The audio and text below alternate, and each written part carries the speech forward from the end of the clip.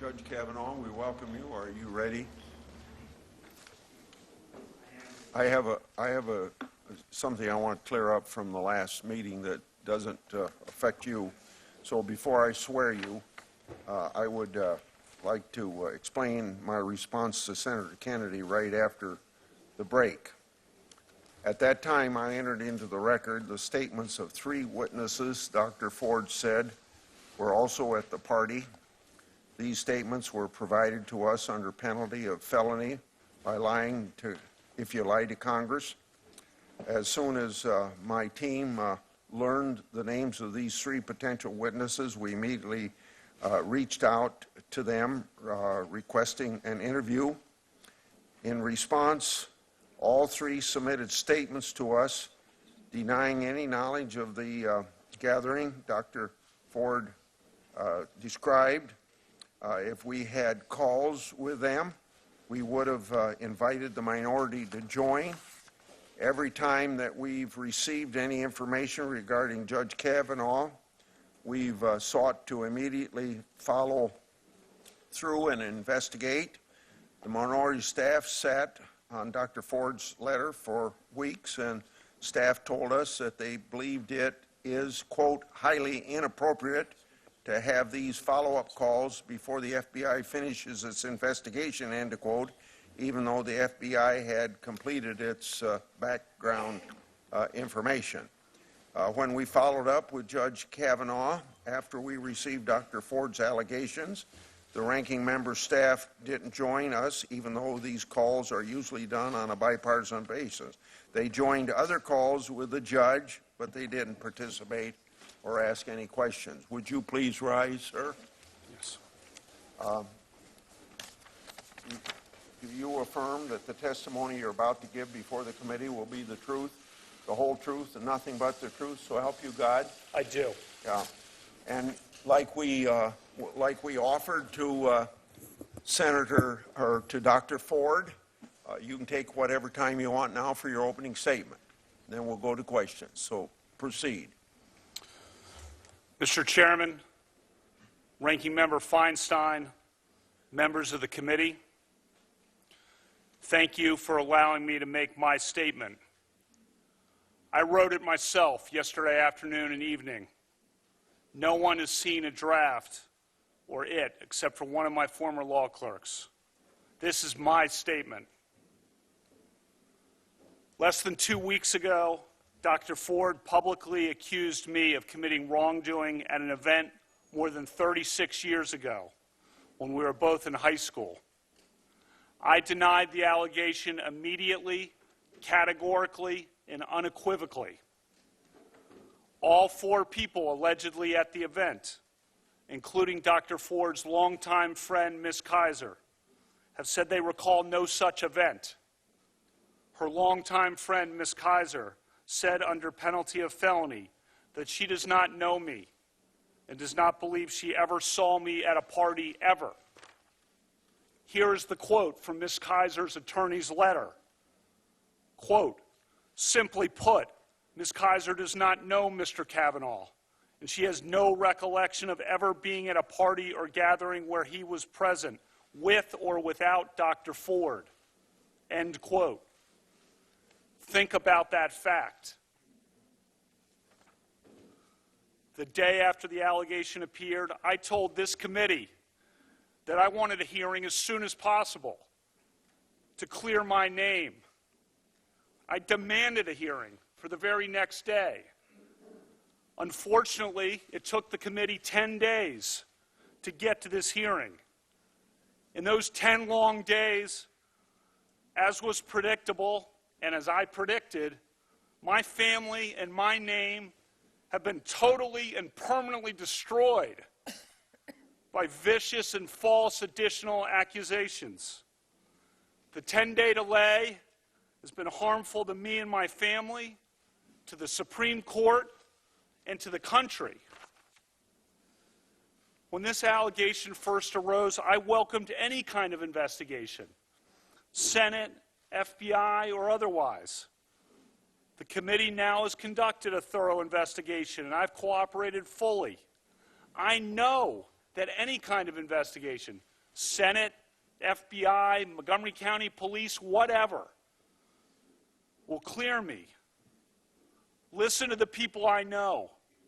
Listen to the people who have known me my whole life. Listen to the people I've grown up with and worked with and played with and coached with and dated and taught and gone to games with and had beers with. And listen to the witnesses who allegedly were at this event 36 years ago. Listen to Ms. Kaiser. She does not know me. I was not at the party described by Dr. Ford. This confirmation process has become a national disgrace. The Constitution gives the Senate an important role in the confirmation process, but you have replaced advice and consent with search and destroy. Since my nomination in July, there has been a frenzy on the left to come up with something, anything, to block my confirmation. Shortly after I was nominated, the Democratic Senate leader said he would, quote, oppose me with everything he's got. A Democratic senator on this committee publicly referred to me as evil. Evil. Think about that word. And said that those who supported me were, quote, complicit in evil. Another Democratic senator on this committee said, quote, Judge Kavanaugh is your worst nightmare. A former head of the Democratic National Committee said, quote, Judge Kavanaugh will threaten the lives of millions of Americans for decades to come. I understand the passions of the moment, but I would say to those senators, your words have meaning. Millions of Americans listened carefully to you. Given comments like those, is it any surprise that people have been willing to do anything, to make any physical threat against my family, to send any violent email to my wife, to make any kind of allegation against me and against my friends, to blow me up and take me down? You sowed the wind. For decades to come, I fear that the whole country will reap the whirlwind.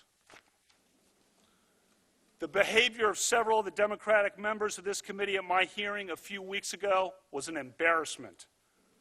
But at least it was just a good old-fashioned attempt at borking. Those efforts didn't work. When I did at least okay enough at the hearings that it looked like I might actually get confirmed, a new tactic was needed. Some of you were lying in wait and had it ready. This first allegation was held in secret for weeks by a Democratic member of this committee and by staff. It would be needed only if you couldn't take me out on the merits. When it was needed, this allegation was unleashed and publicly deployed over Dr. Ford's wishes. And then, as no doubt was expected, if not planned, came a long series of false last-minute smears designed to scare me and drive me out of the process before any hearing occurred. Crazy stuff. Gangs, illegitimate children, fights on boats in Rhode Island. All nonsense, reported breathlessly and often uncritically by the media. This has destroyed my family and my good name. A good name built up through decades of very hard work and public service at the highest levels of the American government. This whole two-week effort has been a calculated and orchestrated political hit, fueled with apparent pent-up anger about President Trump and the 2016 election, fear that has been unfairly stoked about my judicial record, revenge on behalf of the Clintons, and millions of dollars in money from outside left-wing opposition groups. This is a circus. The consequences will extend long past my nomination. The consequences will be with us for decades. This grotesque and coordinated character assassination will dissuade competent and good people of all political persuasions from serving our country. And as we all know, in the United States political system of the early 2000s, what goes around comes around. I am an optimistic guy. I always try to be on the sunrise side of the mountain, to be optimistic about the day that is coming. But today, I have to say that I fear for the future. Last time I was here, I told this committee that a federal judge must be independent, not swayed by public or political pressure. I said I was such a judge, and I am. I will not be intimidated into withdrawing from this process. You've tried hard. You've given it your all. No one can question your effort. But your coordinated and well-funded effort to destroy my good and destroy my family will not drive me out. The vile threats of violence against my family will not drive me out. You may defeat me in the final vote, but you'll never get me to quit. Never. I'm here today to tell the truth. I've never sexually assaulted anyone. Not in high school, not in college, not ever. Sexual assault is horrific. One of my closest friends to this day is a woman who was sexually abused and who in the 1990s, when we were in our 30s, confided in me about the abuse and sought my advice.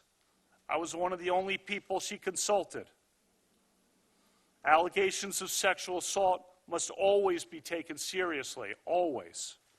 Those who make allegations always deserve to be heard.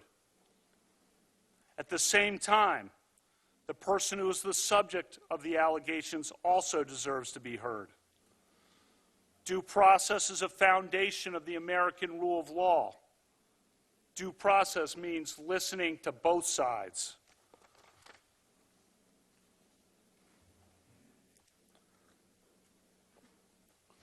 As I told you at my hearing 3 weeks ago, I'm the only child of Martha and Ed Kavanaugh.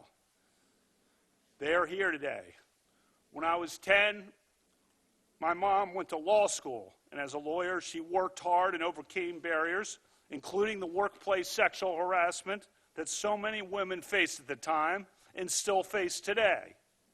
She became a trailblazer, one of Maryland's earliest women prosecutors and trial judges. She and my dad taught me the importance of equality and respect for all people, and she inspired me to be a lawyer and a judge. Last time I was here, I told you that when my mom was a prosecutor and I was in high school, she used to practice her closing arguments at the dining room table on my dad and me. As I told you, her trademark line was, "Use your common sense. What rings true? What rings false?" Her trademark line is a good reminder as we sit here today, some 36 years after the alleged event occurred, when there is no corroboration, and indeed it is refuted by the people allegedly there. After I have been in the public arena for 26 years without even a hint, a whiff of an allegation like this, and when my nomination to the Supreme Court was just about to be voted on at a time when I'm called evil by a Democratic member of this committee, while Democratic opponents of my nomination say people will die if I am confirmed. This onslaught of last-minute allegations does not ring true. I'm not questioning that Dr. Ford may have been sexually assaulted by some person in some place at some time. But I have never done this to her or to anyone. That's not who I am. It is not who I was. I am innocent of this charge. I intend no ill will to Dr. Ford and her family. The other night, Ashley and my daughter Liza said their prayers, and little Liza, all of 10 years old,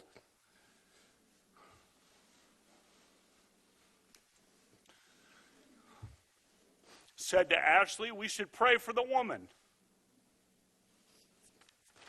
It's a lot of wisdom from a 10-year-old. We mean no ill will.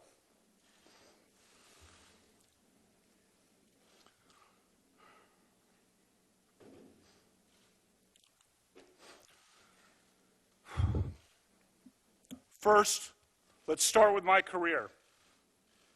For the last 26 years, since 1992, I've served in many high-profile and sensitive government positions for which the FBI has investigated my background 6 separate times. 6 separate FBI background investigations over 26 years, all of them after the event alleged here. I have been in the public arena and under extreme public scrutiny for decades. In 1992, I worked for the Office of Solicitor General in the Department of Justice. In 1993, I clerked on the Supreme Court for Justice Anthony Kennedy. I spent 4 years in the Independent Counsel's Office during the 1990s. That office was the subject of enormous scrutiny from the media and the public. During 1998, the year of the impeachment of President Clinton, our office generally, and I personally, were in the middle of an intense national media and political spotlight. I and other leading members of Ken Starr's office were opposition researched from head to toe, from birth through the present day. Recall the people who were exposed that year of 1998 as having engaged in some sexual wrongdoing or indiscretions in their past. One person on the left even paid $1 million for people to report evidence of sexual wrongdoing, and it worked. He exposed some prominent people. Nothing about me. From 2001 to 2006, I worked for President George W. Bush in the White House. As staff secretary, I was by President Bush's side for 3 years and was entrusted with the nation's most sensitive secrets. I traveled on Air Force One all over the country and the world with President Bush. I went everywhere with him, from Texas to Pakistan, from Alaska to Australia, from Buckingham Palace to the Vatican. 3 years in the West Wing, 5.5 years in the White House. I was then nominated to be a judge on the D.C. Circuit.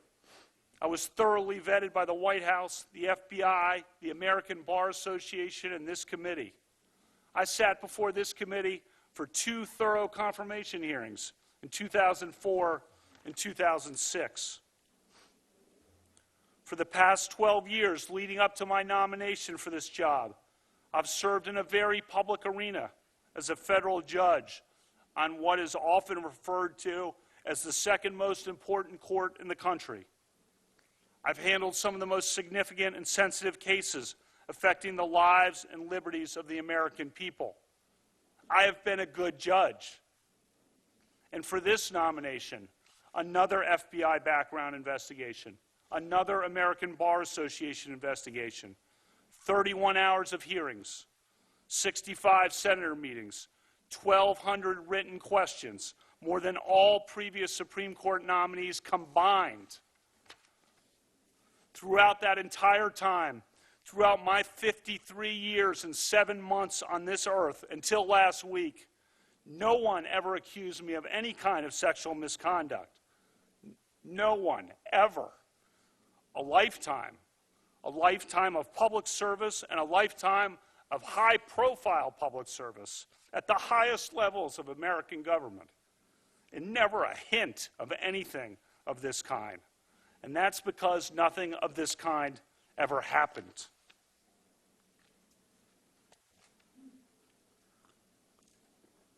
Second, let's turn to specifics. I categorically and unequivocally deny the allegation against me by Dr. Ford. I never had any sexual or physical encounter of any kind with Dr. Ford.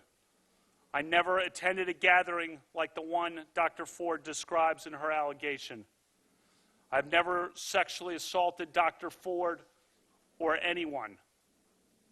Again, I am not questioning that Dr. Ford may have been sexually assaulted by some person in some place at some time. But I've never done that to her or to anyone.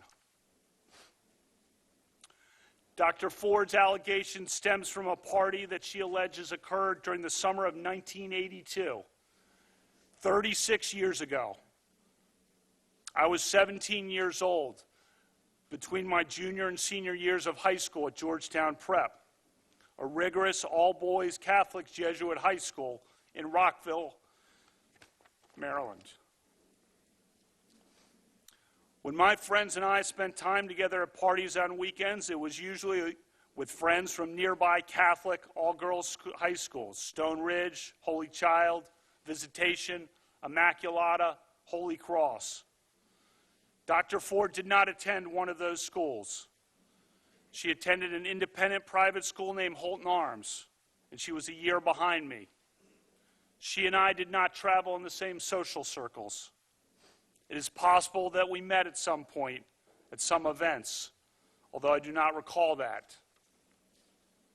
To repeat, all of the people identified by Dr. Ford as being present at the party have said they do not remember any such party ever happening. Importantly, her friend, Ms. Kaiser, has not only denied knowledge of the party, Ms. Kaiser said under penalty of felony, she does not know me, does not recall ever being at a party with me ever. And my two male friends who were allegedly there, who knew me well, have told this committee under penalty of felony that they do not recall any such party and that I never did or would do anything like this. Dr. Ford's allegation is not merely uncorroborated. It is refuted by the very people she says were there, including by a longtime friend of hers. Refuted. Third, Dr. Ford has said that this event occurred at a house near Columbia Country Club, which is at the corner of Connecticut Avenue and East-West Highway in Chevy Chase, Maryland. In her letter to Senator Feinstein, she said that there were 4 other people at the house. But none of those people, nor I, lived near Columbia Country Club. As of the summer of 1982, Dr. Ford was 15 and could not drive yet, and she did not live near Columbia Country Club.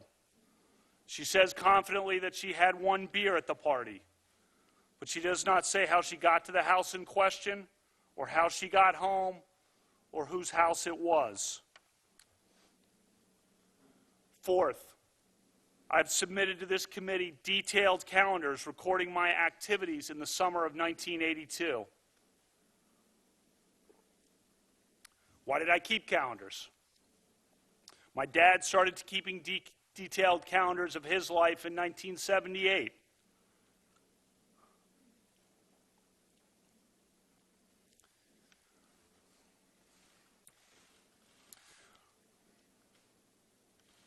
He did so as both a calendar and a diary. He's a very organized guy, to put it mildly.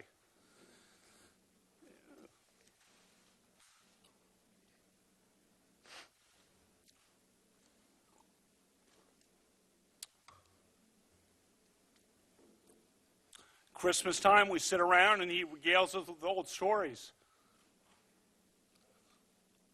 Old milestones, old weddings, old events from his calendars.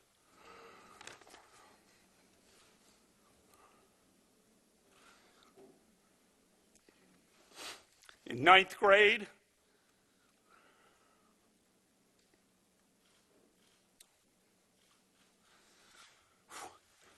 in 1980, I started keeping calendars of my own. For me also, it's both a calendar and a diary. I've kept such calendars, diaries for the last 38 years. Mine are not as good as my dad's in some years. And when I was a kid, The calendars are about what you would expect from a kid. Some goofy parts, some embarrassing parts. But I did have the summer of 1982 documented pretty well. The event described by Dr. Ford presumably happened on a weekend, because I believe everyone worked and had jobs in the summers. And in any event, a drunken early evening event of the kind she describes presumably happened on a weekend. If it was a weekend, my calendars show that I was out of town almost every weekend night before football training camp started in late August. The only weekend nights that I was in D.C. were Friday, June 4, when I was with my dad at a pro golf tournament.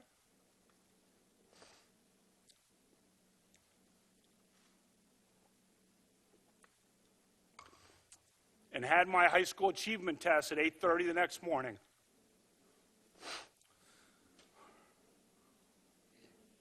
I also was in D.C. on Saturday night, August 7th, but I was at a small gathering at Becky's house in Rockville with Matt, Denise, Lori, and Jenny. Their names are all listed on my calendar. I won't use their last names here. And then on the weekend of August 20 to 22nd, I was staying at the Garretts with Pat and Chris as we did final preparations for football training camp that began on Sunday the 22nd. As the calendars confirm, that weekend before a brutal football training camp schedule was no time for parties. So let me emphasize this point. If the party described by Dr. Ford happened in the summer of 1982 on a weekend night, my calendar shows all but definitively that I was not there. During the weekdays in the summer of 1982, as you can see, I was out of town for 2 weeks of the summer for a trip to the beach with friends and at the legendary 5-star basketball camp in Honesdale, Pennsylvania.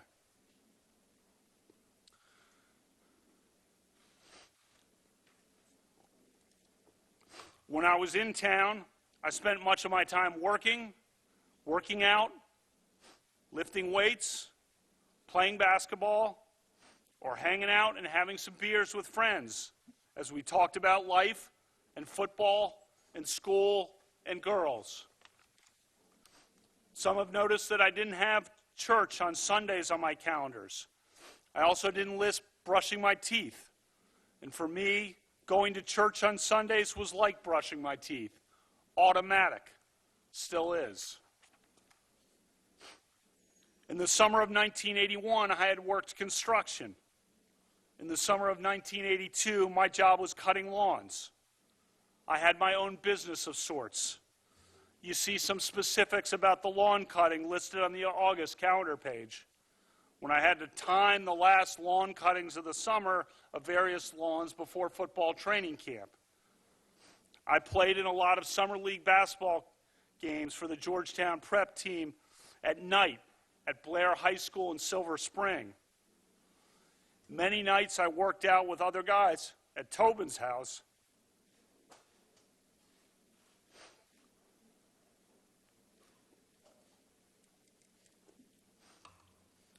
He was the great quarterback on our football team, and his dad ran workouts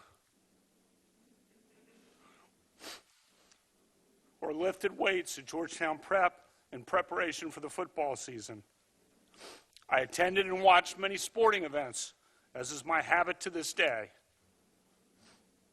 The calendars show a few weekday gatherings at friends' houses after a workout or just to meet up and have some beers. But none of those gatherings included the group of people that Dr. Ford has identified.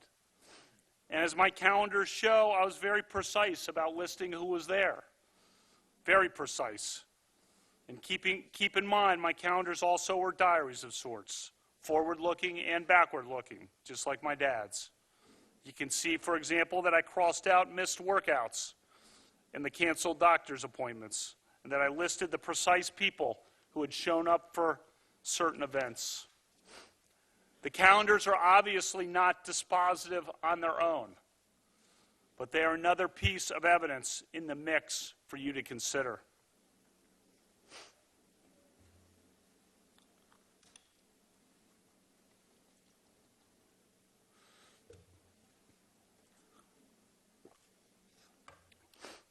Fifth, Dr. Ford's allegation is radically inconsistent with my record and my character from my youth to the present day.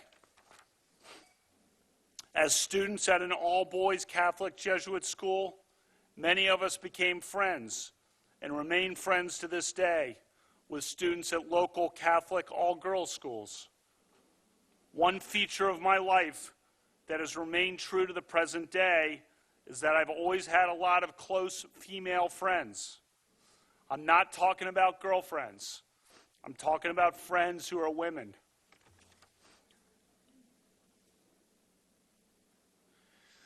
That started in high school. Maybe it was because I'm an only child and had no sisters. But anyway, we had no social media or text or email, and we talked on the phone. I remember talking almost every night, it seemed, to my friends Amy or Julie,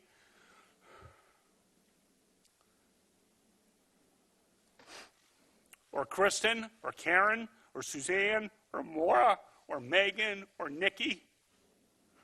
The list goes on. Friends for a lifetime, built on a foundation of talking through school and life starting at age 14.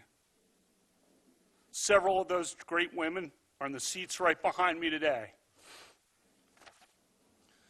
My friends and I sometimes got together and had parties on weekends.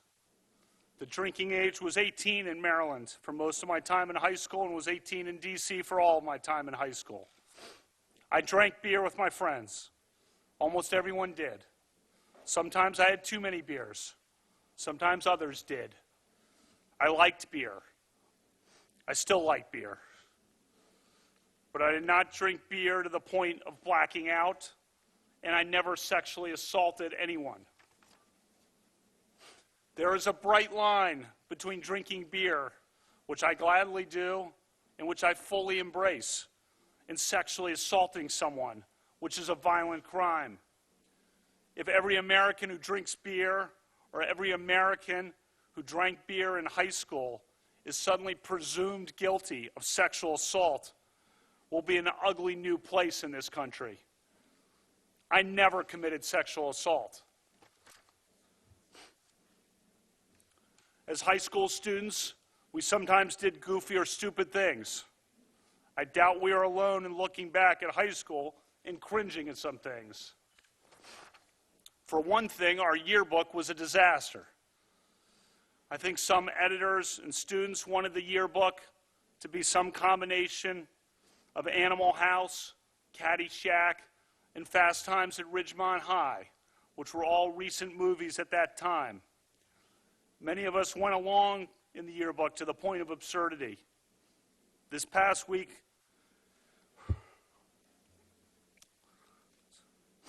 my friends and I have cringed.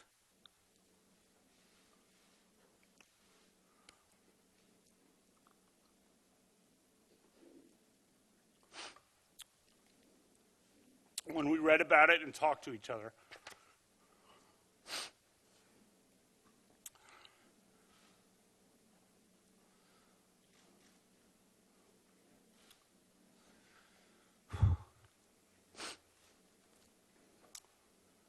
One thing in particular we're sad about.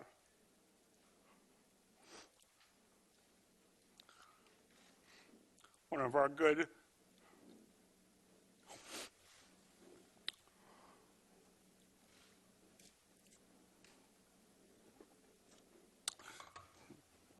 good female friends who we would admire and went to dances with had her name used on the yearbook page with the term alumnus. That yearbook reference was clumsily intended to show affection and that she was one of us. But in this circus, the media has interpreted the term as related to sex. It was not related to sex. As the woman herself noted to the media on the record, she and I never had any sexual interaction at all. I'm so sorry to her for that yearbook reference.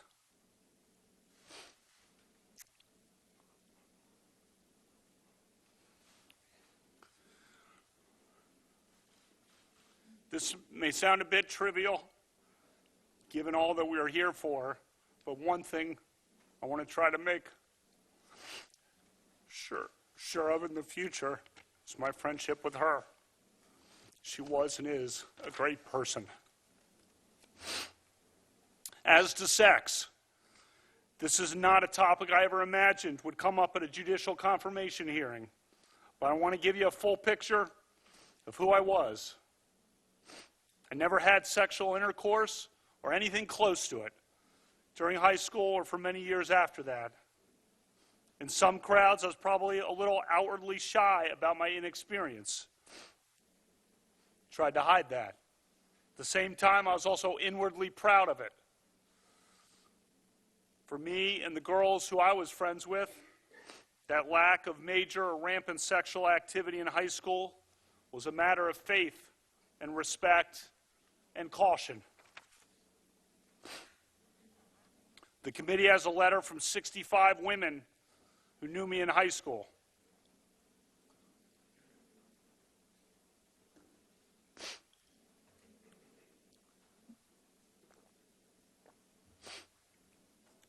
They said that I always treated them with dignity and respect.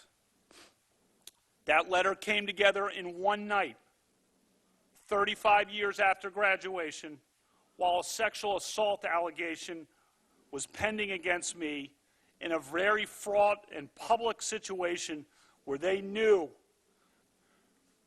they'd be vilified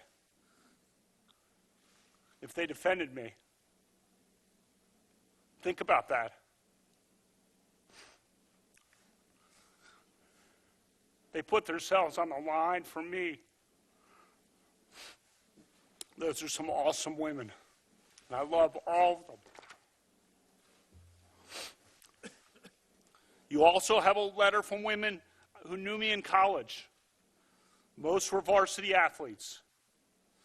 And they described that I treated them as friends and equals and supported them in their sports at a time when women's sports was emerging in the wake of Title IX. I thank all of them for all of their texts and their emails and their support. One of those women friends from college, a self-described liberal and feminist, sent me a text last night that said, quote, "Deep breaths. You're a good man, a good man, a good man." A text yesterday from another of those women friends from college said, quote, "Brett, be strong, pulling for you to my core." A third text yesterday from yet another of those women I'm friends with from college said, "I'm holding you in the light of God."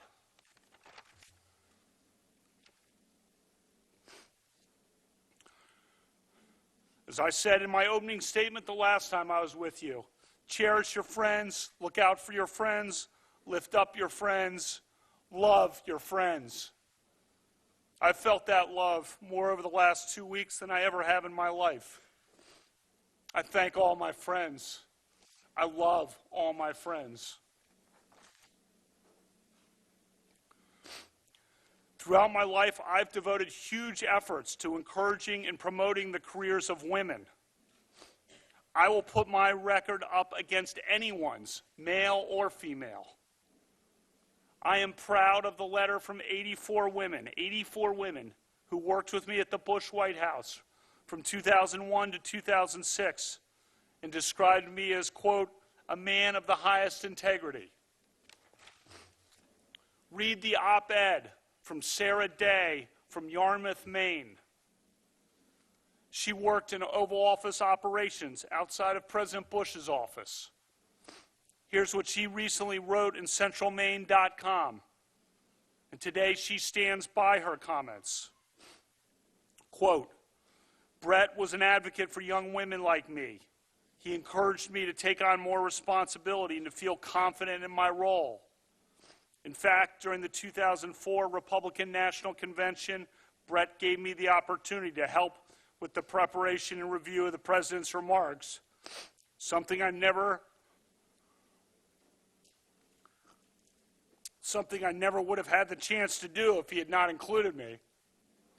And he didn't just include me in the work. He made sure I was at Madison Square Garden to watch the president's speech instead of back at the hotel watching on TV. End quote. As a judge since 2006, I've had the privilege of hiring 4 recent law school graduates to serve as my law clerks each year. The law clerks for federal judges are the best and brightest graduates of American law schools. They work for 1-year terms for judges after law school, and then they move on in their careers.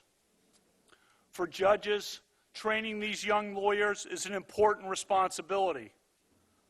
The clerks will become the next generation of American lawyers and leaders, judges and senators. Just after I took the bench in 2006, there was a major New York Times story about the low numbers of women law clerks at the Supreme Court and federal appeals courts. I took notice and I took action. A majority of my 48 law clerks over the last 12 years have been women. In a letter to this committee, my women law clerks said I was one of the strongest advocates in the federal judiciary for women lawyers. And they wrote that the legal profession is fairer and more equal because of me. In my time on the bench, no federal judge, not a single one in the country, has sent more women law clerks to clerk on the Supreme Court than I have. Before this allegation arose 2 weeks ago, I was required to start making certain administrative preparations for my possible transfer to the Supreme Court, just in case I was confirmed. As part of that, I had to, in essence, contingently hire a first group of 4 law clerks who could be available to clerk at the Supreme Court for me on a moment's notice. I did so and contingently hired 4 law clerks. All 4 are women. If confirmed, I'll be the first justice in the history of the Supreme Court to have a group of all women law clerks. That is who I am. That is who I was. Over the past 12 years, I've taught constitutional law to hundreds of students, primarily at Harvard Law School, while I was hired by then Dean and now Justice Elena Kagan. One of my former women students, a Democrat, testified to this committee that I was an even-handed professor who treats people fairly and with respect. In a letter to this committee, my former students, male and female alike, wrote that I displayed a character that impressed us all. I love teaching law, but thanks to what some of you on this side of the committee have unleashed, I may never be able to teach again. For the past 7 years, I've coached my 2 daughters' basketball teams. You saw many of those girls when they came to my hearing for a couple of hours. You have a letter from the parents of the girls I coached that describe my dedication, commitment, and character. I coach because I know that a girl's confidence on the basketball court translates into confidence in other aspects of life.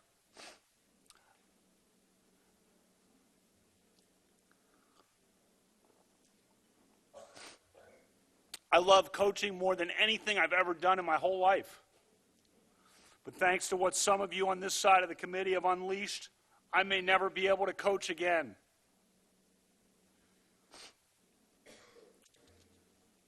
I've been a judge for 12 years. I have a long record of service to America and to the Constitution. I revere the Constitution. I am deeply grateful to President Trump for nominating me. He was so gracious to my family and me on the July night he announced my nomination at the White House. I thank him for his steadfast support. When I accepted the President's nomination, Ashley and I knew this process would be challenging. We never expected that it would devolve into this. Explaining this to our daughters has been about the worst experience of our lives. Ashley has been a rock. I thank God every day for Ashley and my family.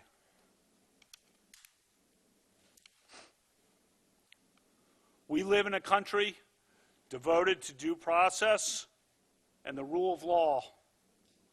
That means taking allegations seriously. But if the mere allegation, the mere assertion of an allegation, a refuted allegation from 36 years ago, is enough to destroy a person's life and career, we will have abandoned the basic principles of fairness and due process that define our legal system and our country. I ask you to judge me by the standard that you would want applied to your father, your husband, your brother, or your son.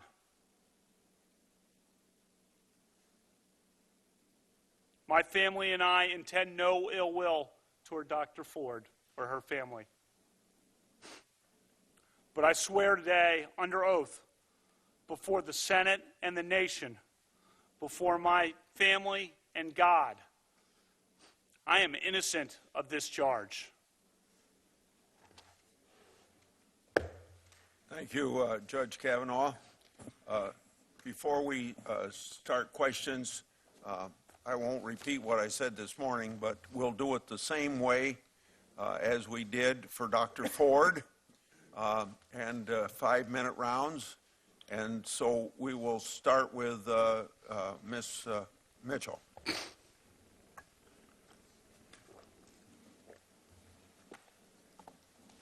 Good afternoon, Judge Kavanaugh. We have not met. My name is Rachel Mitchell. I'd like to go over a couple of guidelines for our question and answer session today. If I ask a question, Yeah, I'm ready. okay.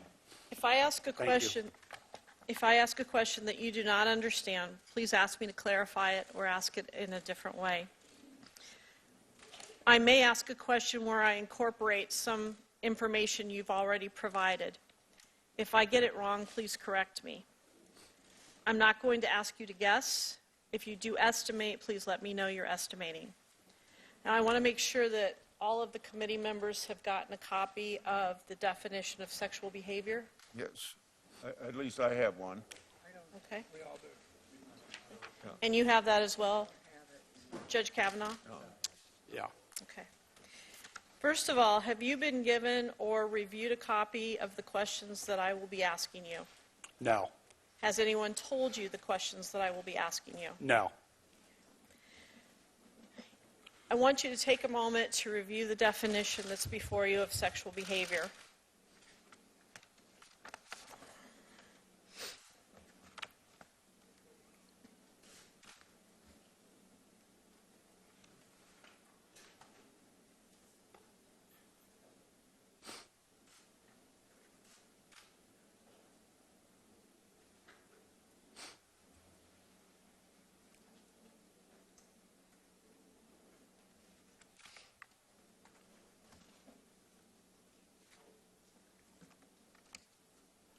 Have you had a chance to review it? I have. I may refer back to it if I can. Yes, please. I'd like to point out two specific parts. Among the examples of sexual behavior, it includes rubbing or grinding your genitals against somebody, clothed or unclothed. And I would also point out that the definition applies whether or not the acts were sexually motivated or, for example, horseplay. Do you understand the definition I've given you? I do. And again, if at any time you need to review that, please let me know. Dr. Ford has stated that somewhere between 5 or 6 people were present at the gathering on this date. You, Mark Judge, Leland Ingham at the time, or Leland Kaiser now, Patrick P.J. Smith, Dr. Ford, and an unnamed boy. Do you know Mark Judge? I do. How do you know him? He was a friend at Georgetown Prep starting in 9th grade. He's someone we were in our, group of friends. We're a very friendly group in class. You saw the letter that's been sent by my friends from Georgetown Prep. Funny guy, great writer, popular, developed a serious addiction problem that lasted decades, near death a couple times from his addiction. Suffered tremendously from. What is your relationship with him like now? I haven't talked to him in a couple years. We've probably been on, mass emails or group emails that go around among my high school friends. Okay. And how did you know Patrick Smith? Also 9th grade, Georgetown Prep. Went by PJ then. He and I lived close to one another. Played football together. He was defensive tackle. I was the cornerback, wide receiver. We carpooled to school along with D. Davis every year, the 3 of us, for 2 years. I didn't have a car, so one of the 2 of them would drive every day, and I'd be in the, they'd pick me up. What's your relationship like with him now? He lives in the area. I see him once in a while. I haven't seen him since this thing. Do you know Leland Ingham or Leland Kaiser? I know of her, and it's possible I, met her in high school at some point at some event. Yeah, I know her. I know of her, and again, I don't want to rule out having crossed paths with her in high school. Similar to your statements about knowing Dr. Ford? Correct. Senator Feinstein.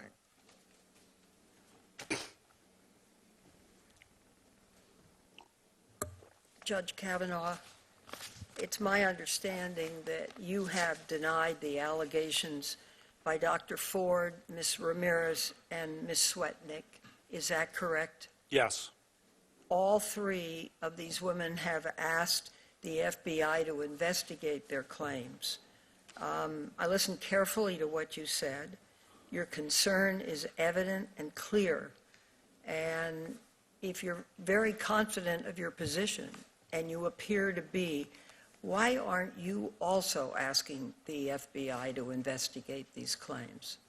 Senator, I'll do whatever the committee wants. I wanted a hearing the day after the allegation came up. I wanted to be here that day. Instead, 10 days passed where all this nonsense is coming out, that I'm in gangs, I'm on boats in Rhode Island, I'm in Colorado, I'm cited all over the place. And these things are printed and run breathlessly by cable news. I wanted a hearing the next day. My family's been destroyed by this, Senator. Destroyed. And whoever wants, whatever the committee decides, I'm all in immediately. I'm all in immediately. And the terrible and hard part of this is, when we get an allegation, we're not in a position to prove it or disprove it. Therefore, we have to depend on some outside authority for it. And it just seemed to me then, when these allegations came forward, that you would want the FBI to investigate those claims and clear it up once and for all. Senator, the committee investigates. it's not for me to say how to do it, but just so you know, the FBI doesn't reach a conclusion. They would give you a couple 302s that just tell you what we said. So I'm here. I wanted to be here. I wanted to be here the next day. It's an outrage that I was not allowed to come and immediately defend my name and say, I didn't do this, and give you all this evidence. I'm not even in D.C. on the weekends in the summer of 1982. This happened on a weekday? Well, when I'm not at a Blair High School for a summer league game? I'm not at Tobin's house working out? I'm not at a movie with Suzanne? You know, I wanted to be here right away. Well, the difficult thing is that these hearings are set and set by the majority, but I'm talking about getting the evidence and having the evidence looked at, and I don't understand. You know, we hear from the witnesses, but the FBI isn't interviewing them and isn't giving us any facts. So all we have. You're interviewing me. Say. You're interviewing me. You're doing it, Senator. I'm sorry to interrupt, but you're doing it. There's no conclusions reached. And what you're saying, if I understand it, is that the allegations by Dr. Ford, Ms. Ramirez, and Ms. Swetnick are wrong. Yeah, that is emphatically what I'm saying. Emphatically. The Swetnick thing is a joke. That is a farce. Would you like to say more about it? No. Okay. That's it. Thank you, Mr. Chairman. Ms. Mitchell. Dr. Ford has described you as being intoxicated at a party. Did you consume alcohol during your high school years? Yes, we drank beer. My friends and I, the boys and girls, yes, we drank beer. I liked beer, still like beer. We drank beer. The drinking age, as I noted, was 18, so the seniors were legal. Senior year in high school, people were legal to drink. And we drank beer. And I said sometimes probably had too many beers, and sometimes other people had too many beers. We drank beer. We liked beer. What do you consider to be too many beers? I don't know. Whatever the chart says on your blood alcohol chart. When you talked to Fox News the other night, you said that there were times in high school when people might have had too many beers on occasion. Does that include you? Sure. Okay. Have you ever passed out from drinking? Passed out would be no, but I've gone to sleep, but I've never blacked out. That's the allegation, and that's wrong. So let's talk about your time in high school. In high school, after drinking, did you ever wake up in a different location than you remembered passing out or going to sleep? No. Did you ever wake up with your clothes in a different condition or fewer clothes on than you remembered when you went to sleep or passed out? No. Did you ever did anyone ever tell you about something that happened in your presence that you didn't remember during a time that you had been drinking? No. We drank beer, and so did I think the vast majority of people our age at the time. But in any event, we drank beer and still do. So whatever. Yeah. During the time in high school when you would be drinking, did anyone ever tell you about something that you did not remember? No. Dr. Ford described a small gathering of people at a suburban Maryland home in the summer of 1982. She said that Mark Judge, P.J. Smith, and Leland Ingham also were present, as well as an unknown male, and that the people were drinking to varying degrees. Were you ever at a gathering that fits that description? No, as I've said in my opening statement. Dr. Ford described an incident where she was alone in a room with you and Mark Judge. Have you ever been alone in a room with Dr. Ford and Mark Judge? No. Dr. Ford described an incident where you were grinding your genitals on her. Have you ever ground or rubbed your genitals against Dr. Ford? No. Dr. Ford described an incident where you covered her mouth with your hand. Have you ever covered Dr. Ford's mouth with your hand? No.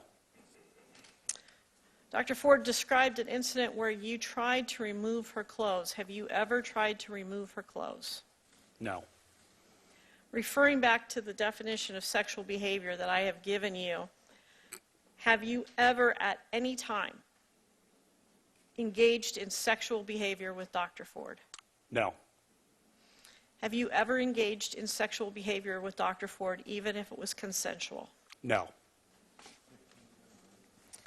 I want to talk about your calendars. You submitted to the committee copies of the handwritten calendars that you've talked about for the months of May, June, July, and August of 1982. Do you have them in front of you? I do. Did you create these calendars in the sense of all the handwriting that's on them? Yes. Okay. Is it exclusively your handwriting? Yes. When did you make these entries? In 1982. Has anything been changed for those since 1982? No.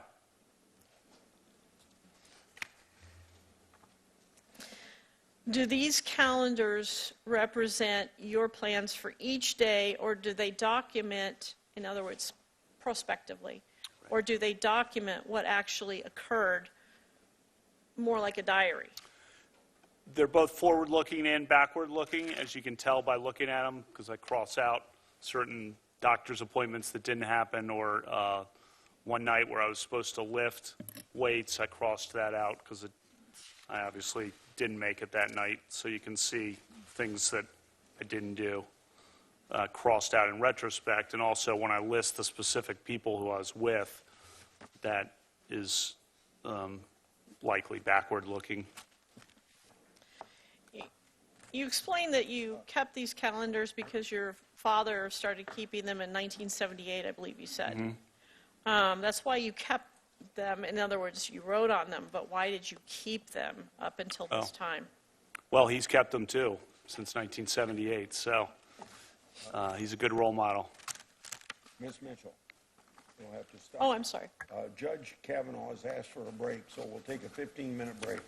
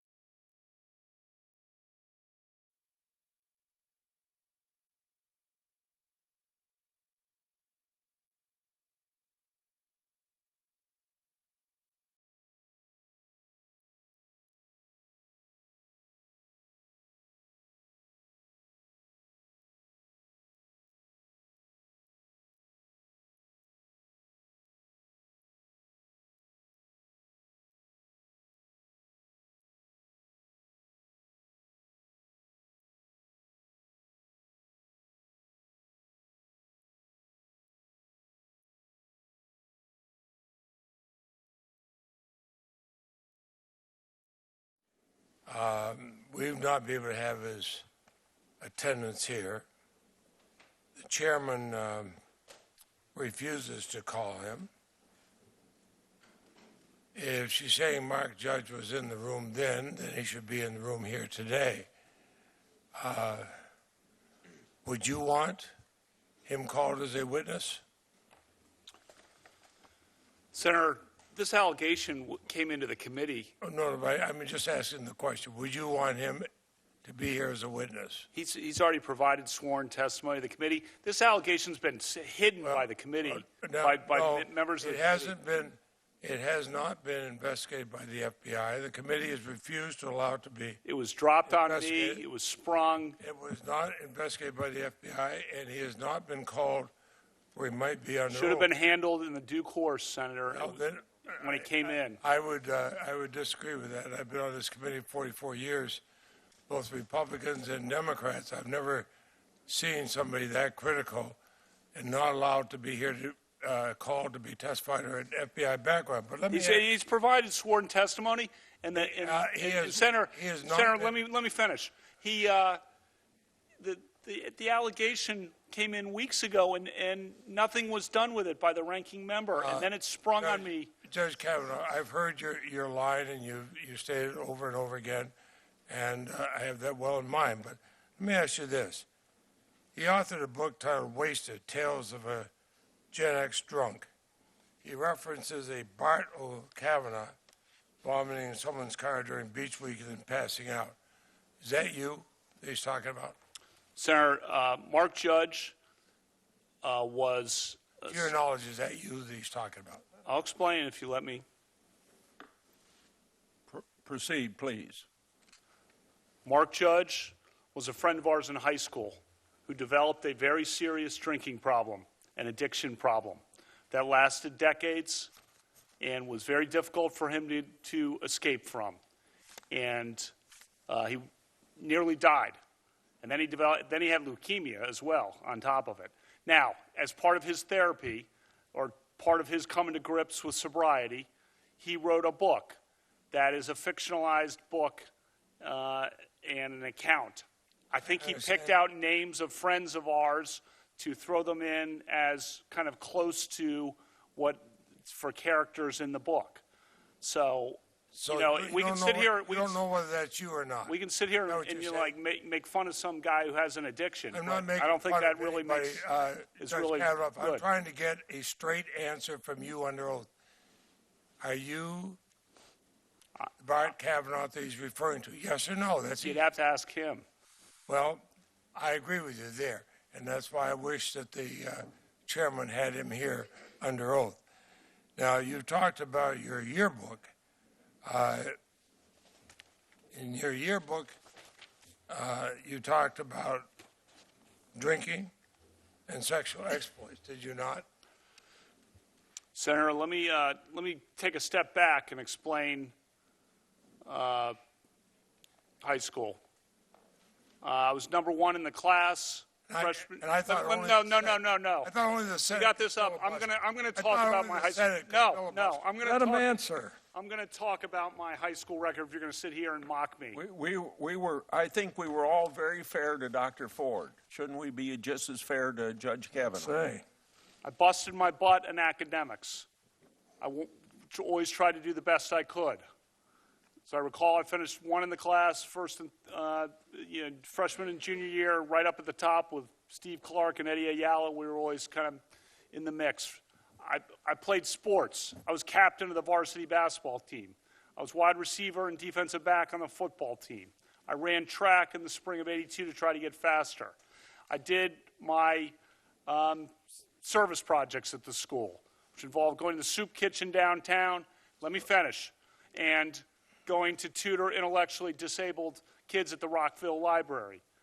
Went to church. And yes, we got together with our friends. Does this reflect what you are? Does this yearbook reflect your focus on academics and your respect for women?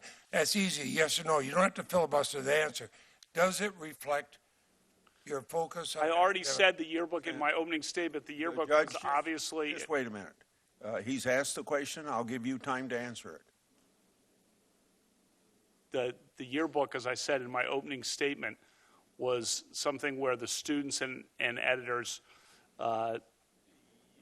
made a decision to treat some of it as farce and some of it as exaggeration, some of it celebrating things that don't reflect the things that were really the central part of our school. Yes, we went to parties, though. Yes, of course, we went to parties, and the yearbook page describes that and kind of makes fun of it. And as a, you know, if we want to sit here and talk about whether a Supreme Court nomination should be based on a high school yearbook page, I think that's taken us to a new level of absurdity. Ms. Mitchell. Well, we got a filibuster, but not a single answer. Ms. Mitchell. Judge, do you still have your calendars there? I do. I would like you to look at the July 1st entry.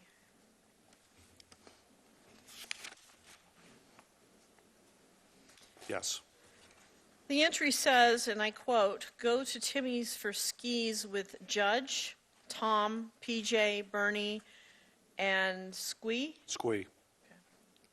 It's a, what does- it's a nickname. Okay. To what does this refer and to whom? So first says Tobin's House workout. So that's one of the football workouts that we would have that Dr. Finizio would run for guys on the football team during the summer. So we would be there. That's usually 6 to 8 or so, kind of till near dark. And then it looks like we went over to Timmy's. You want to know their last names too? I'm happy to do it. If you could just identify, is Judge Mark Judge? It is. And is PJ Smith? It is. So it's Tim Gaudette, Mark Judge, Tom Kane, PJ Smith, Bernie McCarthy, Chris Garrett. Chris Garrett is Squee. He is. Did you, in your calendar, routinely document social gatherings like house parties or gatherings of friends in your calendar? Yes, it certainly appears that way. That's what I was doing in the summer of 1982, and you can see that reflected on several of the entries.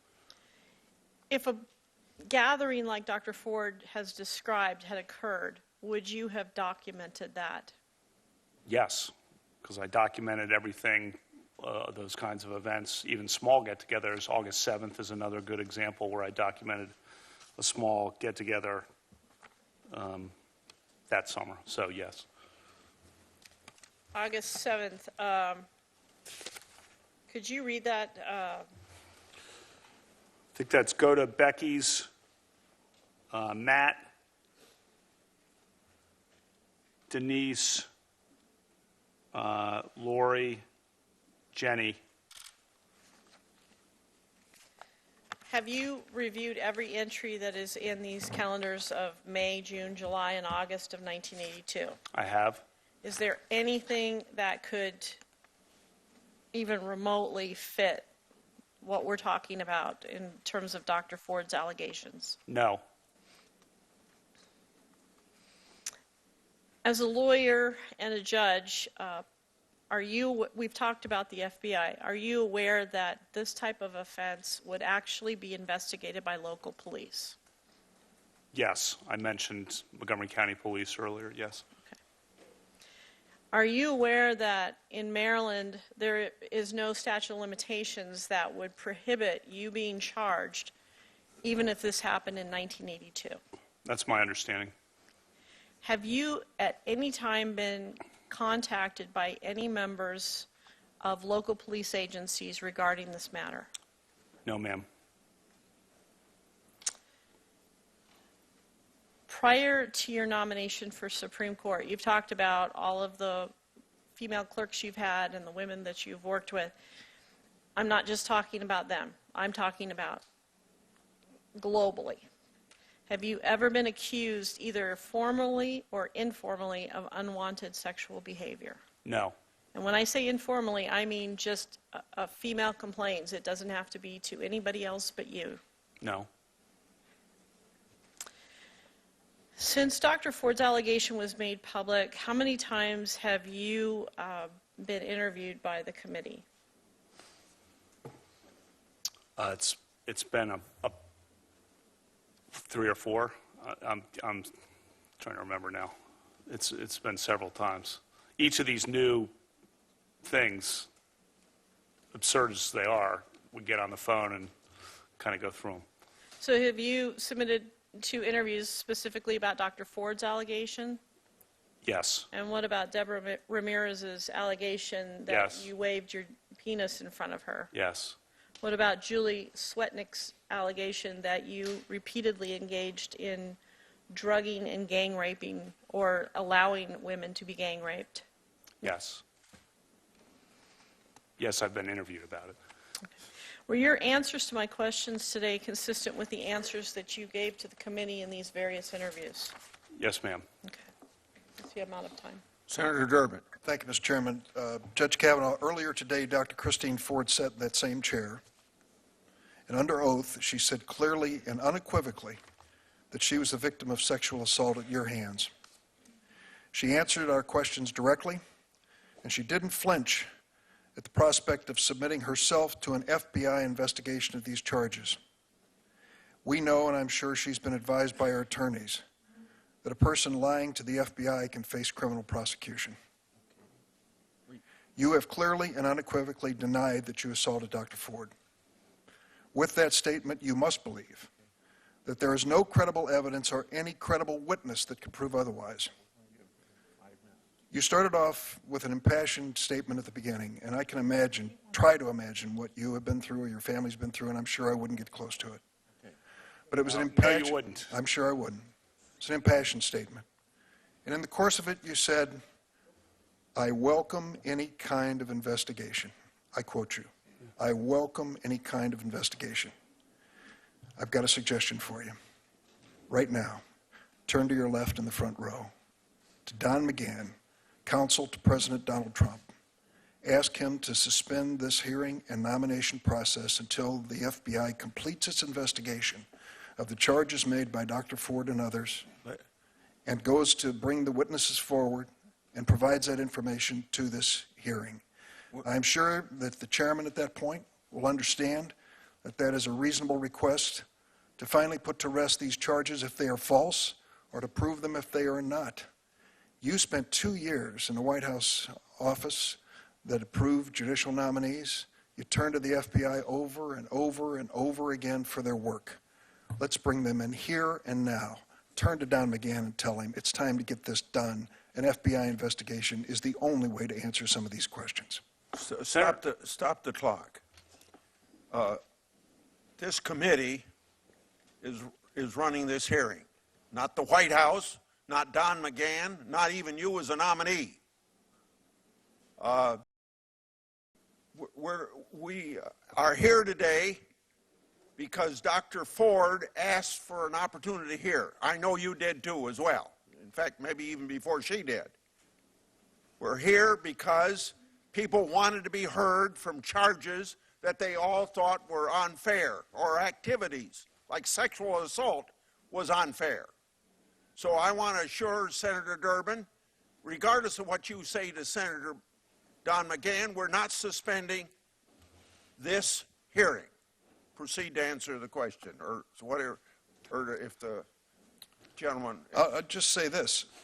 If you, Judge Kavanaugh, turn to Don McGahn and to this committee and say, for the sake of my reputation, my family name, and to get to the bottom of the truth of this, I am not going to be an obstacle to an FBI investigation, I would hope that all the members of the committee would join me in saying we're going to abide by your wishes and we will have that investigation. I welcome whatever the committee wants to do because I'm telling the truth. I want to know what you want to do. I'm telling the truth. I want to know what you want to do, Judge. I'm innocent. I'm innocent of this charge. Then you're prepared for an FBI investigation? They don't reach conclusions. You reach the conclusion, No, Senator. but they do investigate questions. I'm And innocent. you can't have it both ways, Judge. You can't say here at the beginning, I wanted a passion hearing. moment, Look, I this welcome thing- any kind of investigation. This and thing was then sprung walk on away me. from this. This thing was sprung at the last minute after being held by staff. You know. Judge, And I if called there is for no I called truth for a to- hearing immediately. If there is no truth to her charges, the FBI investigation will show that. Are you afraid that they might not? Come on, gee whiz. The FBI does not reach, that's a phony question, because the FBI doesn't reach conclusions. They let's just provide the 302s. With 302s, so I can explain to people who don't know what that is, they just go and do what you're doing, ask questions, and then type up a report. They don't reach the bottom line conclusion. This morning I asked Dr. Ford, I asked her about this incident where she ran into Mark Judge at a Safeway.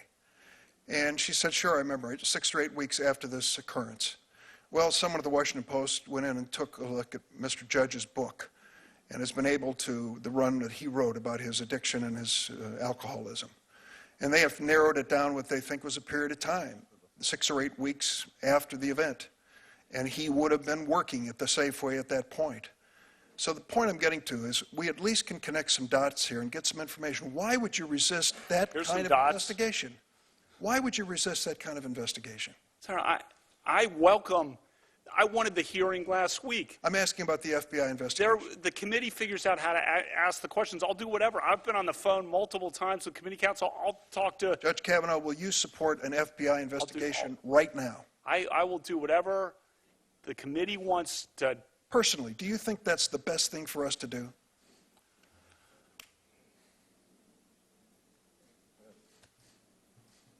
You want to answer? Look, Senator, I've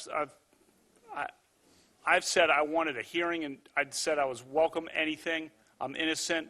This thing was held when it could have been presented in the ordinary way. It could have been held and handled confidentially at first, which was what Dr. Ford's wishes were, as I understand it, and wouldn't have caused this, like, destroyed my family like this effort has. I think an FBI investigation will help all of us on both sides of the issue. Senator Graham asked for the floor, but before he does, it seems to me that if you want to know something, you got the witness right here to ask him. And secondly, if you want an FBI report, you can ask for it yourself. I've asked for FBI reports in the past, in the 38 years I've been in the Senate. Senator Graham.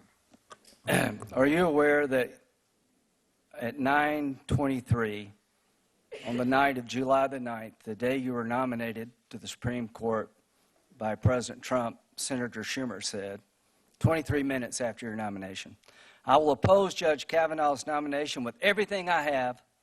I have a bipartisan, and I hope a bipartisan majority will do the same. The stakes are simply too high for anything less. Well, if you weren't aware of it, you are now. Did you meet with Senator Dianne Feinstein on August 20th? I did meet with Senator Feinstein. Did you know that her staff had already recommended a lawyer to Dr. Ford? I did not know that. Did you know that her and her staff had this allegations for over 20 days? I did not know that at the time. If you wanted an FBI investigation, you could have come to us. What you want to do is destroy this guy's life, hold this seat open, and hope you win in 2020. You've said that, not me. You've got nothing to apologize for.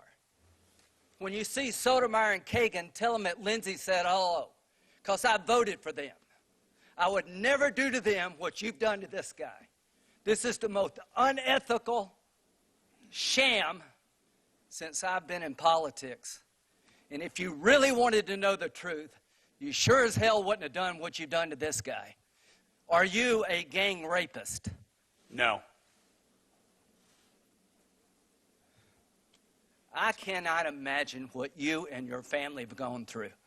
Boy, y'all want power. God, I hope you never get it. I hope the American people can see through this sham, that you knew about it and you held it. You had no intention of protecting Dr. Ford. None. She's as much of a victim as you are. God, I hate to say it, because these have been my friends. But let me tell you, when it comes to this, you're looking for a fair process, you came to the wrong town at the wrong time, my friend. Do you consider this a job interview? The advice and consent role is like a job You interview. consider that you've been through a job interview. I've been through a process of advice and consent under the Constitution, which Would you say you've been through hell? I've been through hell and then some. This is not a job interview. Yeah. This is hell. This This is going to destroy the ability of good people to come forward because of this crap. Your high school yearbook. You have interacted with professional women all your life, not one accusation. You're supposed to be Bill Cosby when you're a junior and senior in high school. And all of a sudden you got over it. It's been my understanding that if you drug women and rape them for 2 years in high school, you probably don't stop. Here's my understanding. If you lived a good life, people would recognize it, like the American Bar Association has the gold standard. His integrity is absolutely unquestioned. He is the very circumspect in his personal conduct, harbors no biases or prejudices. He's entirely ethical, is a really decent person. He is warm, friendly, unassuming. He's the nicest person. The ABA. The one thing I can tell you, you should be proud of. Ashley, you should be proud of this. That you raised a daughter who had the good character to pray for Dr. Ford. To my Republican colleagues, if you vote no, you're legitimizing the most despicable thing I have seen in my time in politics. You want this seat? I hope you never get it. I hope you're on the Supreme Court. That's exactly where you should be. And I hope that the American people will see through this charade. And I wish you well, and I intend to vote for you, and I hope everybody who's fair-minded will. Senator Whitehouse. Should we let things settle a little bit after that? If you want to, we'll take a 60-second break. No, I'm good. Okay, go ahead. I'm good. One of the reasons, Mr. Kavanaugh, that we are looking at the yearbook is that it is relatively consistent in time with the events at issue here. And because it appears to be your words, is it in fact your words on your yearbook page? We submitted things to the editors, and I believe they took them. I don't know if they changed things or not, but You're not aware of any changes, as far as you know. I'm not these are aware your one way words. or I'm not aware one way or the other. But I'm not going to sit here and contest that. Have at it if you want to go through my yearbook. Yeah, I'm actually interested. You know, lawyers should be working off of common terms and understand the words that we're using. I think that's a pretty basic principle among lawyers. Wouldn't you agree? It is. If you're worried about my yearbook, have at it, Senator. Let's look at Beach Week Ralph Club biggest contributor. What does the word Ralph mean in that? That probably refers to throwing up. I'm known to have a weak stomach, and I always have. In fact, the last time I was here, you asked me about having ketchup on spaghetti. I always have had a weak stomach. I don't know that I asked about ketchup on spaghetti, but You didn't, someone did. Okay. And this is well known. Anyone who's known me, like a lot of these people behind me, have known me my whole life, know, you know, I got a weak stomach, whether it's with beer or with spicy food or anything. so the vomiting that you reference in the Ralph Club reference related to the consumption of alcohol. Senator, I was the top of my class academically, busted my butt in school, captain of the varsity basketball team, got into Yale College. When I got into Yale College, got into Yale Law School, worked my tail off. And did the word Ralph you used in your yearbook I relate already to answered the alcohol? question. If you're, Did it relate to alcohol? I like You beer. haven't answered that. I like beer. I don't know if you do. Okay. Do you like beer, Senator, or not? What do you like to drink? Next one is, Senator, what do you like to drink? Judge, have you, I don't know if it's buffed or boofed. How do you pronounce that? That Judge? refers to flatulence. We were 16. Okay. And so when your friend Mark Judge said put the same thing in his yearbook page back to you, he had the same meaning. It was flatulence. I don't know what he did, but that's my recollection. We want to talk about flatulence at age 16 on a yearbook page. I'm game. You mentioned, I think, the Renata, I don't know how you pronounce that. That's the proper name of an individual you know? Renata? Renata? It's spelled with an E at the end, R-E-N-A-T-E. Is that Correct. Okay. And then after that is the word alumnius. What does the word alumnius mean in that context? I explained that in my opening statement. She was a great friend of ours. A bunch of us went to dances with her. She hung out with us as a group. The media circus that has been generated by this thought and reported that it referred to sex. It did not.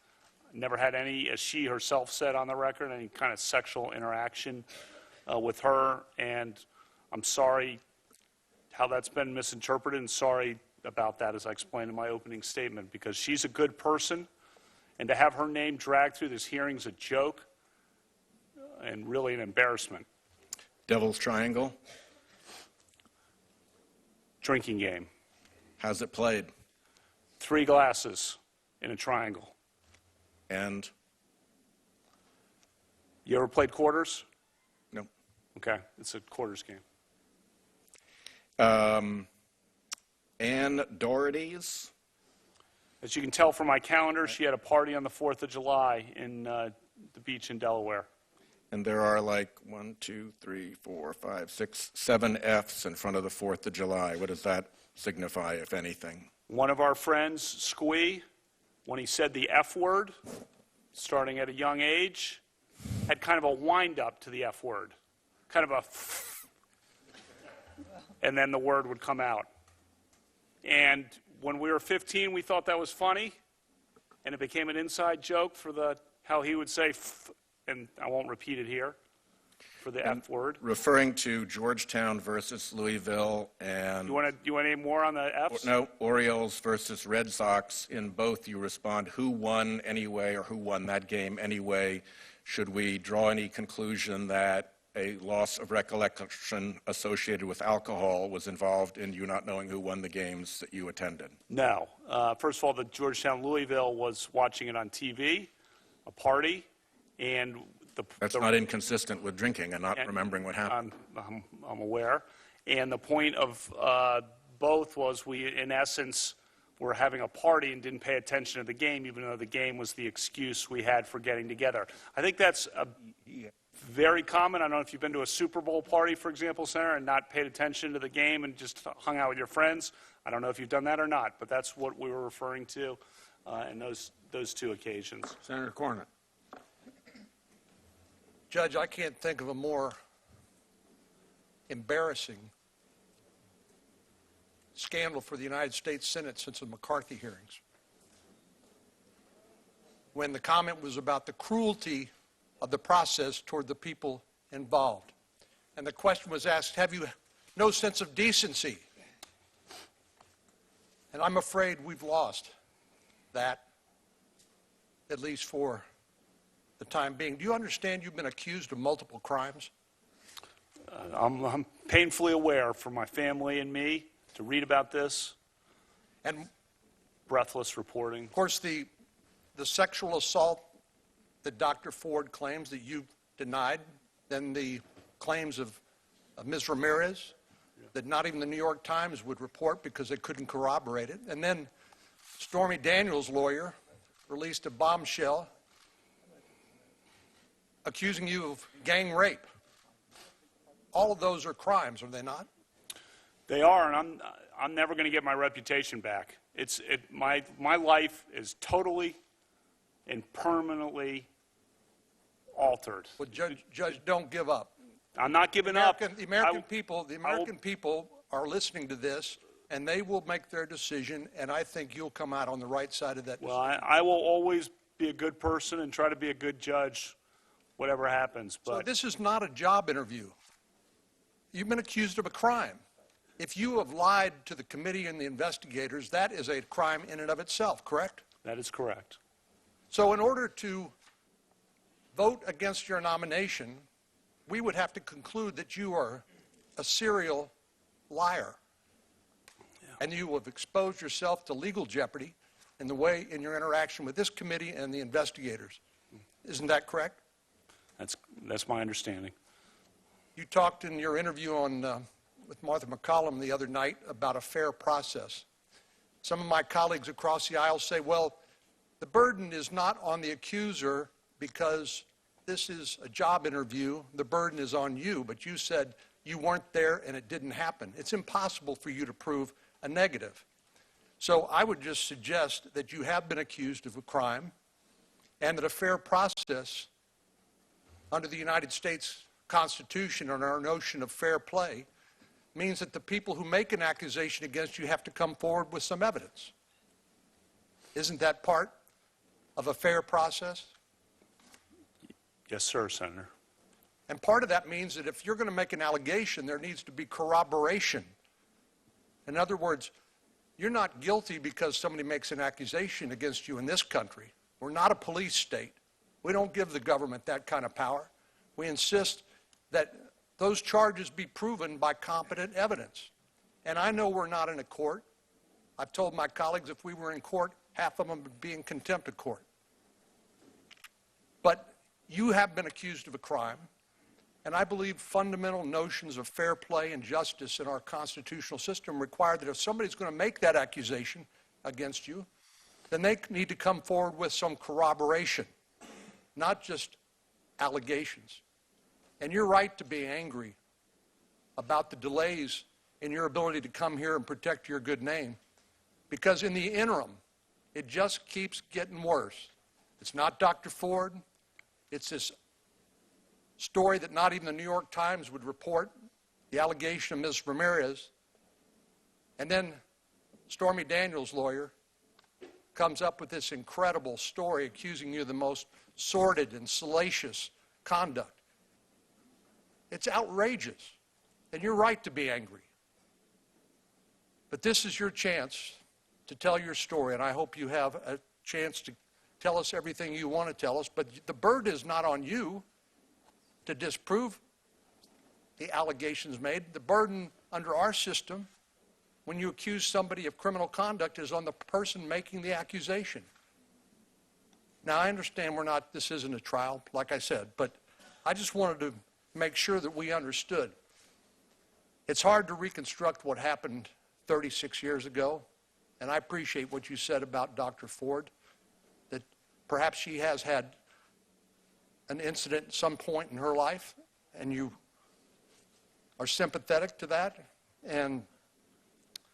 But your reputation is on the line, and I hope people understand the gravity of the charges made against you and what a fair process looks like. Senator Klobuchar. Thank you, Mr. Chairman. Judge, we're talking here about decency, and you understand we have this constitutional duty to advise and consent. And for me, when this evidence came forward, I decided that I needed to look at this, and I needed to find out about it, and I needed to ask you questions about it, as well as others that were involved. So again, I'm not going to take quite the same approach as my colleagues here and talk about Don McGahn or any of this. Why don't you just ask the president? Dr. Ford can't do this. We clearly haven't been able to do this. But just ask the president to reopen the FBI investigation. I think the committee is you're doing the investigation. I'm here to answer your questions. No. And I should say one thing, Senator Klobuchar, which is I appreciate our meeting together, and I appreciate how you handled the prior hearing, and I have a lot of respect for you. Well, thank you. All of that aside, here's the thing. You could actually just get this open so that we can talk to these witnesses, and the FBI can do it instead of us. And you've come before us, but we have people like Mark Judge, who Dr. Ford says was a witness to this. We have this polygraph expert that my colleagues were raising issues about the polygraph. We would like to have that person come before us. And I just think if we could open this up. I don't mean to interrupt, but I guess I am. But Mark Judge has provided sworn statements saying this didn't happen and that I never did or would do. But we would like the FBI to be able to follow up and ask him questions. You know, we talked about past nomination processes, and you talked about those. And I note that President George Bush, in the Anita Hill Justice Thomas case, he opened up the FBI investigation and let questions being asked, and I think it was helpful for people. So was his decision reasonable? I don't know the circumstances of that. What I know, Senators, I'm here. But the circumstances are that he opened up the investigation so the FBI could ask some questions. That's what he opened up the background check. I'm here to answer questions about my yearbook or about, what I, Okay. and my sports or, Okay, summer I'm not league going to ask. basketball. Okay, I'm not going to ask about the yearbook. So most people have done some drinking in high school and college, and many people even struggle with alcoholism and binge drinking. My own dad struggled with alcoholism most of his life, and he got in trouble for it, and there were consequences. He is still in AA at age 90, and he's sober. And in his words, he was pursued by grace, and that's how he got through this.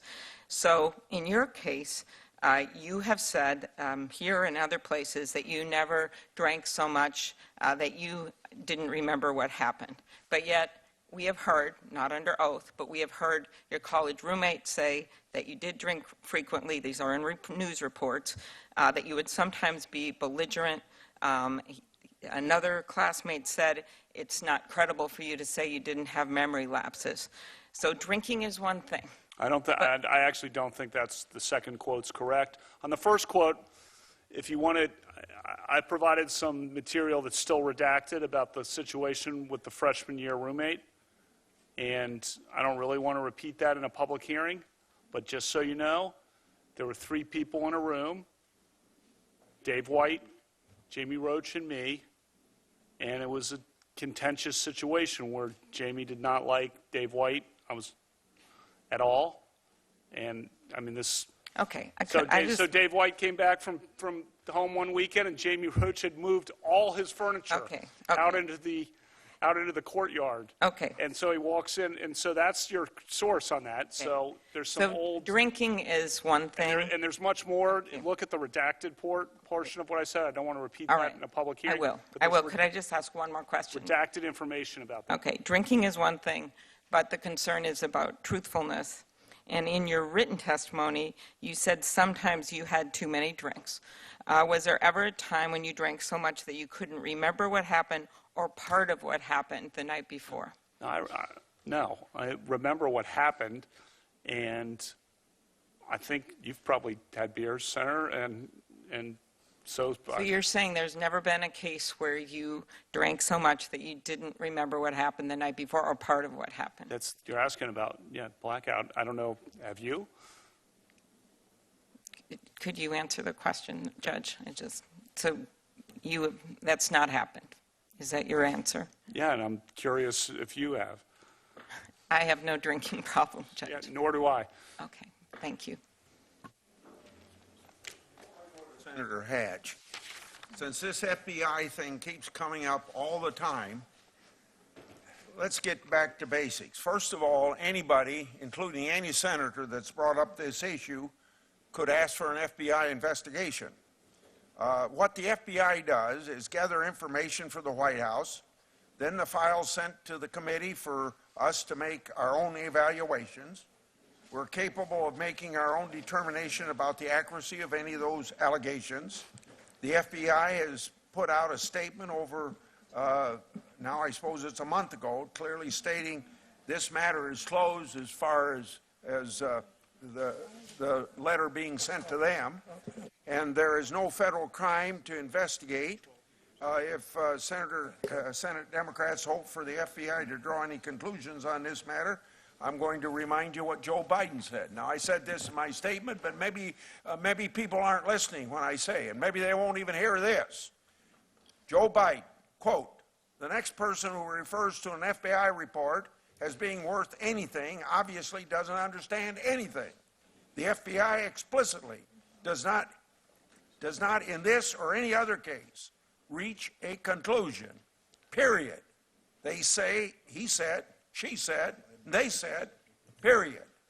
So when people wave an FBI report before you or even bring it up now as something prospectively, that wasn't in his quote, understand they do not reach conclusions. They do not make recommendations. Senator Hatch. Mr. Chairman, No, don't take a break. Mr. Chairman, Let me do this. may I say for the record that actually we have asked, you said that nobody's asked the FBI or we could ask the FBI. I actually have, I think others have, and I think that the issue is that part of what an FBI report does is to investigate and seek either corroborating or exculpatory evidence. It's not so much the conclusion that it draws as the breadth of the evidence that is sought out through the investigation and the difference between what somebody might say to an FBI agent when they're being examined and, for instance, Mr. Judge's letter signed by his lawyer sent in. It's just a different thing. And I believe still that this is the first background investigation in the history of background investigations that hasn't been reopened when new credible derogatory information was raised about the subject, about the nominee. So I just didn't want to let the point you made stand without referencing what we had tried to do. Pardon me, but I'll just add to the point you made. The letter was sent to the FBI. The FBI sent it to the White House with a letter saying the case is closed. We're taking a break now. Senator, we're taking a break now. 15-minute break.